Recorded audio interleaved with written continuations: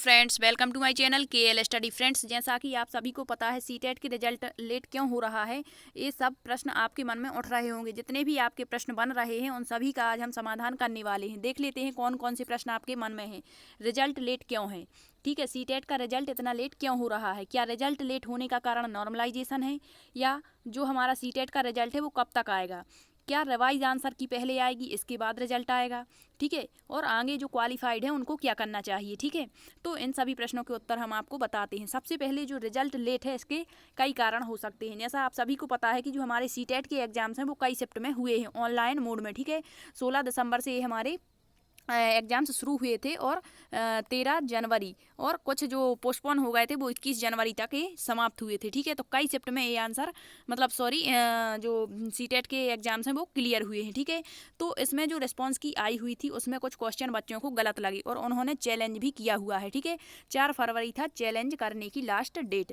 अब जिसने चैलेंज किए हैं तो क्या इसके बाद रिवाइज आंसर की आने का कोई चांस है, तो हाँ, रिवाइज आंसर की आ सकती है। और यदि रिवाइज आंसर की आती है तो उसके जस्ट एक दिन बाद ही आपका रिजल्ट घोषित कर दिया जाएगा। तो जो रिवाइज आंसर की है उसका लाभ किसे होगा, जैसे किसी बच्चे ने चैलेंज किया है, जैसे उसके 89 मार्क्स 89 मार्क्स थे, ठीक है।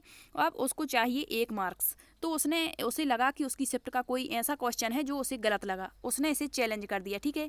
तो अब जो रिवाइज आंसर की आएगी, यदि वो क्वेश्चन सीटेट को सही लगता है और यदि वो सही करता है तो उसके कितने 90 मार्क्स हो जाएंगे, ठीक है। तो वो बच्चा क्वालिफाई माना जाएगा, ठीक।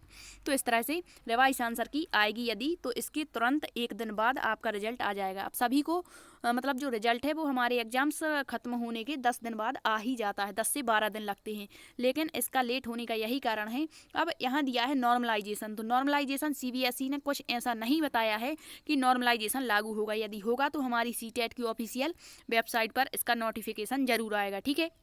अब नॉर्मलाइजेशन का लाभ उन्हीं बच्चों को होगा जो मतलब एग्जाम्स के मतलब नज़दीक हैं। जैसे कोई ओबीसी वाला बच्चा है, उसको मतलब 81 मार्क्स आए हैं, उसको 1 मार्क्स चाहिए, तो यहाँ पर यदि उसका मार्क्स बढ़ता है तो वो क्वालिफाई माना जाएगा। इसी तरह से यदि कोई जनरल वाला कैंडिडेट है, उसके 90 में मतलब 90 में क्वालिफाई होते हैं, यदि उसको 89 मिले हैं तो इसको भी यदि 2 नंबर इसके बढ़ते हैं तो ये भी क्वालिफाई माना जाएगा, ठीक है। अब दिया है रिजल्ट कब आएगा, तो रिजल्ट हम मान सकते हैं यहाँ पर 15 फरवरी, ठीक है। 15 फरवरी तक आपका रिजल्ट आने की पूरी संभावना है। यदि कोई प्रॉब्लम होती है तो 1-2 दिन आपको ज़्यादा लग सकते हैं रिजल्ट देखने के लिए, ठीक है। रिवाइज आंसर की बता दिया, डायरेक्ट रिजल्ट आएगा नहीं। यदि रिवाइज आंसर की आती है तो उसके तुरंत एक दिन बाद आपका रिजल्ट आएगा, ठीक है। और यदि रिवाइज आंसर की नहीं आती है तो आपका रिजल्ट डायरेक्ट आ जाएगा 15 फरवरी तक। यदि कोई समस्या होती है तो फिर मतलब आपको 1 वीक का वेट फिर से करना होगा। और आगे क्या करें, मतलब जो क्वालिफाई हैं उसको तो आगे अपनी तैयारी रखनी चाहिए, और जो डिसक्वालीफाई हो जाते हैं उसको निराश होने की कोई ज़रूरत नहीं है, क्योंकि जो सीटेट है नेक्स्ट सीटेट बहुत ही जल्द होगा, इसीलिए अपनी प्रिपरेशन जारी रखें। Thank you.